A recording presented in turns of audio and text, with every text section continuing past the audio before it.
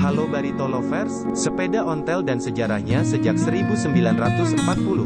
Sepeda ontel pernah berjaya di masanya guys, dan sepeda ontel baru-baru ini mulai banyak diburu masyarakat untuk dikoleksi.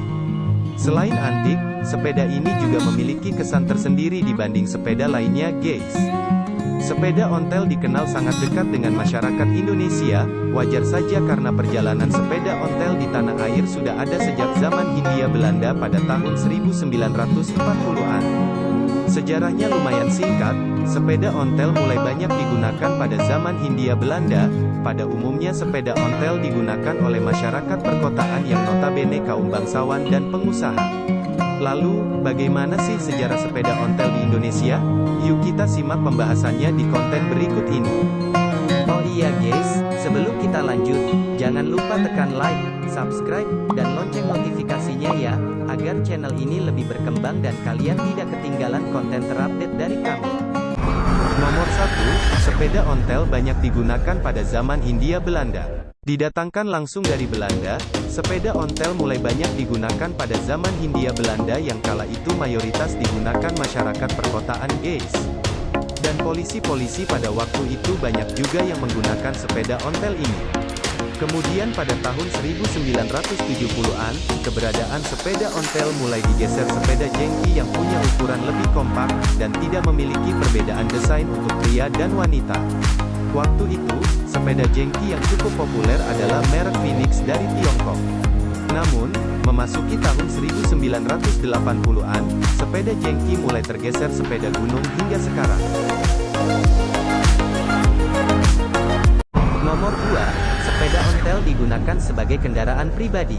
Di Indonesia, sepeda ontel digunakan sebagai kendaraan pribadi kala itu. Sebelum 1970-an, sepeda ontel digunakan masyarakat Indonesia sebagai transportasi dan kendaraan pribadi guys, selayaknya sepeda motor zaman sekarang. Sepeda ontel umumnya dipakai masyarakat perkotaan Indonesia dari zaman penjajahan Belanda hingga tahun 1950-an. Dan pada tahun 1960-an hingga tahun 1970-an, sepeda ini jadi satu-satunya transportasi di Indonesia saat itu. Dulu pada tahun 1960 sampai tahun 1970, sepeda ontel banyak digunakan sebagai transportasi keseharian. Jadi pada tahun itulah yang mengawali pergerakan bahwa sepeda adalah sebuah kebutuhan guys.